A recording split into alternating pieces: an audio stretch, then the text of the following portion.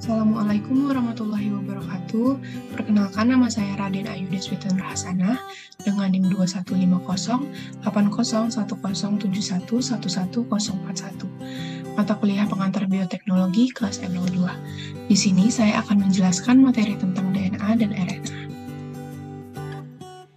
Apa itu DNA? DNA atau deoksiribonukleasid adalah polimer asam nukleat yang tersusun secara sistematis dan merupakan pembawa informasi genetik yang diturunkan kepada keturunannya. Apabila kita ibaratkan suatu tubuh, maka DNA diibaratkan sebagai otak yang dapat mengatur segala proses di dalam tubuh. DNA kadangkala disebut sebagai molekul warisan, karena DNA memuat materi genetik yang membawa sifat-sifat organisme induk yang diwariskan kepada generasi selanjutnya. Secara struktural, DNA merupakan polimer nukleotida atau tersusun atas subunit yang disebut nukleotida. Satu nukleotida terdiri dari nukleosida dan fosfat, sedangkan nukleosida terdiri dari sebuah gula pentosa dan sebuah basa nitrogen. Jadi, nukleosida adalah nukleotida tanpa fosfat, sedangkan nukleotida tersusun atas 3 gugus molekul.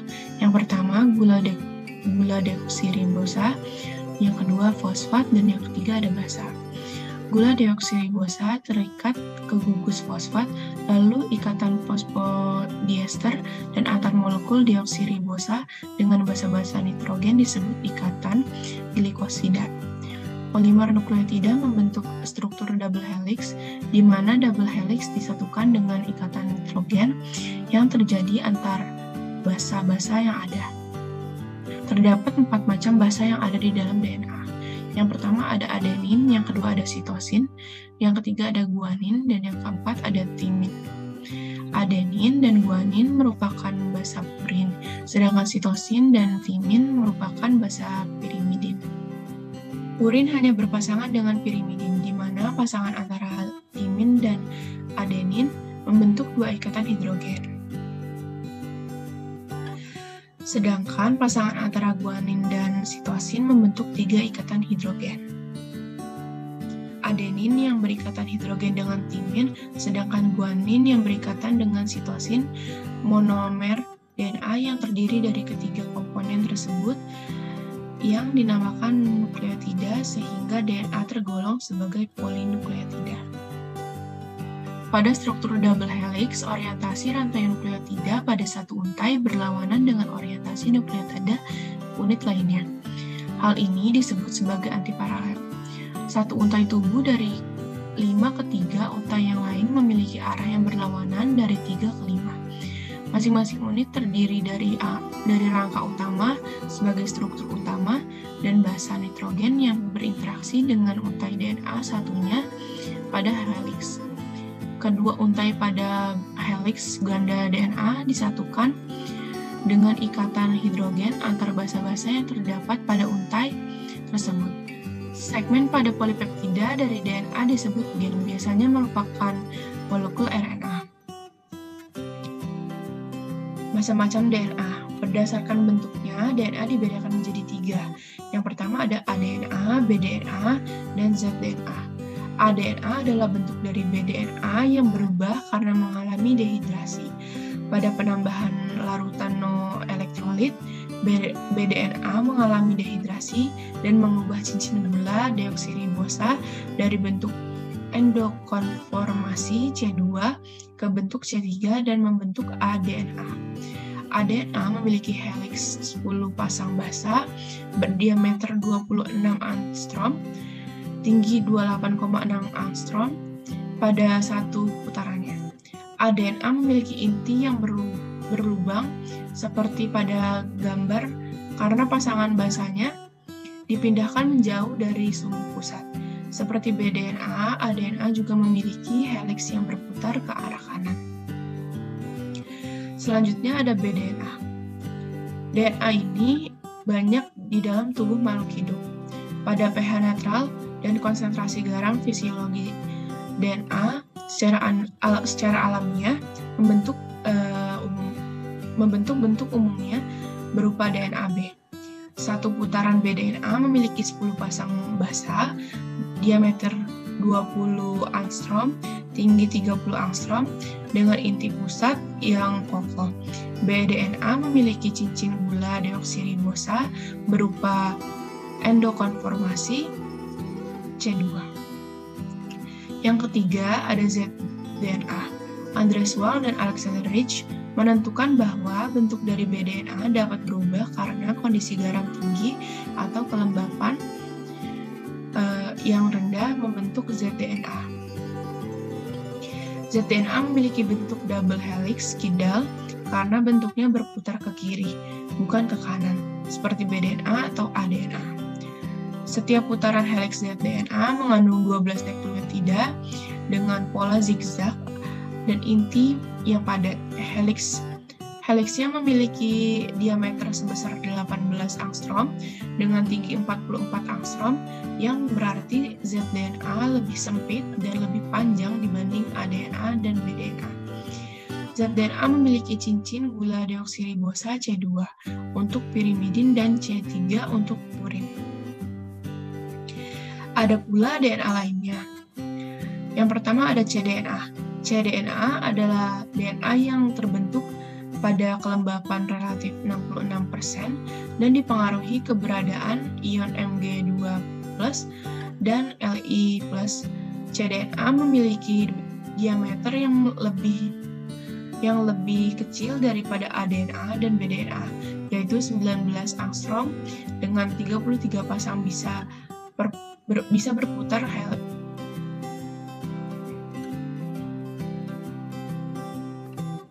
cDNA memiliki diameter. Ada pula DNA lainnya, yaitu cDNA. Adapun DNA lainnya, yaitu yang pertama cDNA.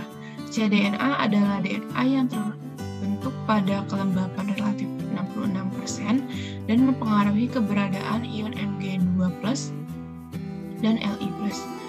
cDNA memiliki diameter yang lebih kecil dari ADNA dan BDNA, yaitu 19 angstrom dengan 33 pasang basa perputaran helix. DNA termasuk DNA yang langka karena hanya ditemukan pada DNA yang tidak memiliki guanin dan memiliki 8 pasang biasa pada tiap putaran helixnya. Yang terakhir ada eDNA. eDNA adalah DNA langka yang menghubungkan jalur kristalografi DNA B ke DNA A. Selanjutnya kita akan membahas tentang RNA. Apa itu RNA? RNA atau asam ribonukleat merupakan rangkaian nukleotida yang saling terikat setiap rantai. RNA ialah hasil dari transkripsi dari suatu fragmen DNA, sehingga RNA sebagai polimer yang jauh lebih pendek apabila dibandingkan dengan DNA. Berdasarkan dengan DNA yang umumnya dijumpai di dalam inti sel, kebanyakan dari RNA terdapat dalam sitoplasma, khususnya di ribosom. Molekul RNA berupa untayan tunggal atau terdiri dari satu rantai polinukleotida yang pendek dan tidak berpilin, kecuali pada beberapa virus.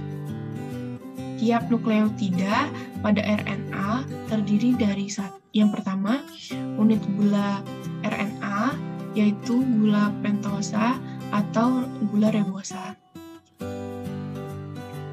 Yang kedua, basa nitrogen, urin, yaitu guanin dan adenin.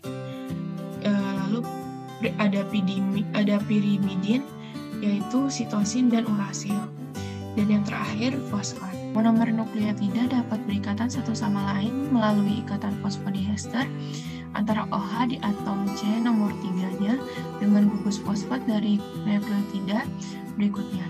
Kedua ujung oligonukleotida yang dihasilkan menyisakan gugus fosfat di atom karbon nomor 5 nukleotida pertama dan gugus hidroksil di atom karbon nomor 3 nukleotida terakhir.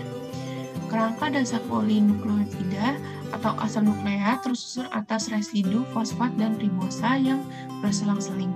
Urutan basa dalam polinukleotida ditulis dari ujung yang memiliki gugus fosfat di atom karbon nomor 5 ke ujung yang memiliki memiliki gugus hidroksil di atom karbon nomor 3. Macam-macam RNA.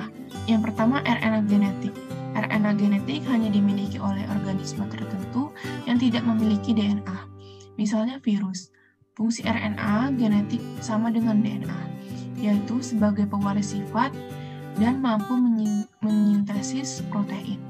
RNA genetik memiliki fungsi yang sama dengan DNA, yakni merupakan molekul genetik yang secara keseluruhan bertanggung jawab dalam membawa segala materi genetis, seperti yang dimiliki DNA, seperti pada beberapa jenis virus.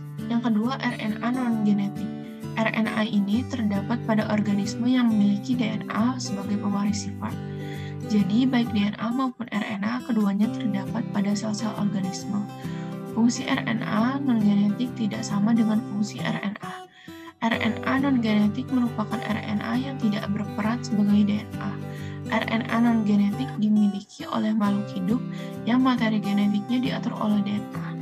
Pada makhluk hidup, kelompok ini di dalam selnya terdapat DNA dan RNA. Ada 3 macam RNA non-genetik. Yang pertama, messenger RNA atau mRNA. mRNA merupakan RNA terpanjang yang berbentuk pita tunggal. Fungsi mRNA adalah sebagai pola cetakan membentuk polinukleotida atau protein.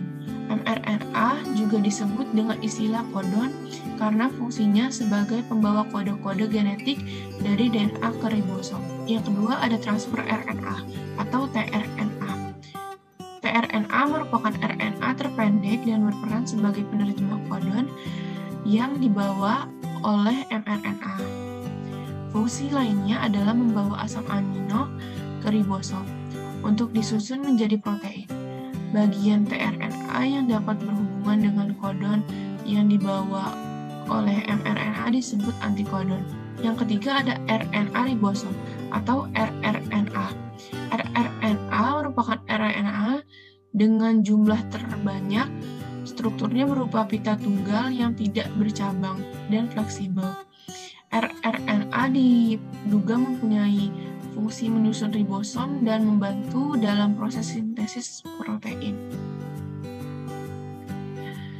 Selanjutnya, kita akan membahas perbedaan DNA dan RNA. Perbedaan dari DNA dan RNA. Yang pertama dari rantai polinukleotida, DNA panjang, double helix, ganda, dan berpilin. Sedangkan RNA pendek, tunggal, dan tidak berpilin. Selanjutnya letak. DNA berletak di inti sel, kloroplas, dan mitokondria. Sedangkan RNA berletak di inti sel, kloroplas, mitokondria, sitoplasma, dan ribosom. Selanjutnya gula pentosa. Gula pentosa dari DNA adalah deoksiribosa, sedangkan RNA ribosa. Basa nitrogen. Basa nitrogen dari DNA urin yaitu guanin dan adenin, sedangkan pirimidinnya yaitu sitosin dan timin. Kemudian sedangkan RNA-nya urinnya yaitu guanin dan adenin, sedangkan pirimidinnya sitosin dan urasil. Kadar dari DNA tetap tidak tergantung aktivitas sintesis protein, sedangkan RNA tidak tetap tergantung aktivitas sintesis protein.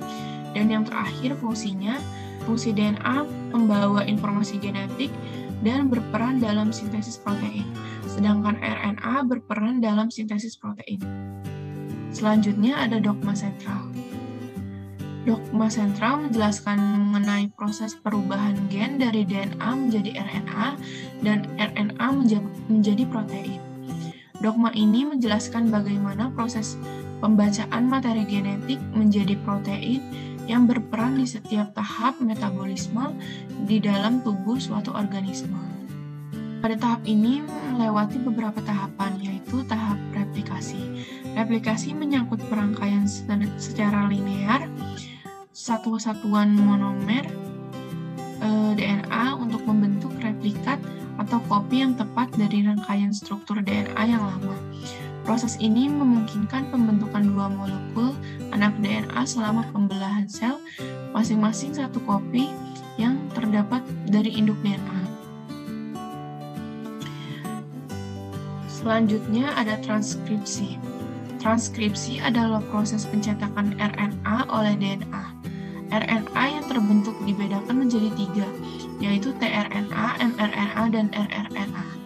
Urutan asam amino akan ditentukan oleh basa nitrogen yang menempel di rantai mRNA. Pada tahap ini akan menghasilkan 3 jenis RNA, yaitu mRNA, tRNA, dan rRNA. Tahap ini dapat berlangsung di dalam sitoplasma dengan diawali proses pembukaan rantai ganda yang dimiliki oleh DNA dengan bantuan enzim RNA polimerase.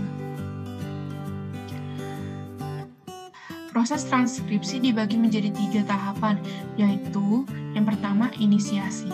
Ikatan helix DNA akan dibuka oleh enzim RNA polimerase dan terbentuk salinan informasi genetika dari DNA. Tempat untuk menempelnya RNA polimerase pada DNA disebut sebagai promoter. Promoter berfungsi untuk menunjukkan tempat dimulainya transkripsi dan menentukan DNA cetakan dari 2 rantai yang ada.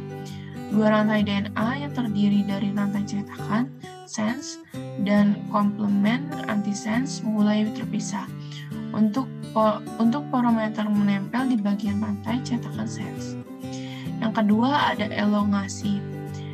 RNA mulai dibentuk oleh RNA polimerase dari titik awal promoter dan bergerak terus di sepanjang rantai cetakan DNA. Akibatnya helix DNA terbuka secara berurutan sepanjang 10-20 basa nitrogen. Nukleotida ini dirangkai dari 5-3. Yang terakhir ada terminasi. Setelah RNA polimerase mentranskripsi DNA terminator, proses transkripsi akan berhenti. Kemudian RNA akan lepas dari RNA polimerase. Hal ini mengakibatkan DNA helix tertutup kembali. mRNA yang dihasilkan dari tahap transkripsi akan keluar menuju inti sel ke ribosom. Yang terakhir adalah translasi. Translasi adalah penerjemahan kode genetik RNA menjadi urutan asam amino. Pada tahap ini akan disintesis polipeptida menggunakan kode genetik dari mRNA di dalam ribosom oleh tRNA dengan bantuan enzim sintase tRNA amino asil. Sama seperti transkripsi, translasi juga dibagi menjadi 3 tahap, yaitu yang pertama inisiasi. mRNA terdiri dari kodon-kodon DNA. Di tahap inisiasi, kodon pertama atau kodon start akan bertemu dengan ribosom. Yang kedua ada elongasi. Kodon dari mRNA langsung diterjemahkan menjadi asam amino. Rangkaian asam amino ini lalu digabungkan dengan bantuan tRNA untuk membentuk polipeptida. Yang terakhir ada terminasi.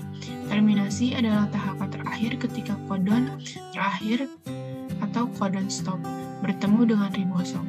Setelah proses translasi selesai, maka didapatkanlah sebuah rantai polipeptida yang nantinya akan diproses lagi menjadi protein tertentu. Pada saat inilah proses sintesis protein berakhir. Sekian dari saya, kurang lebihnya mohon maaf. Wassalamualaikum warahmatullahi wabarakatuh.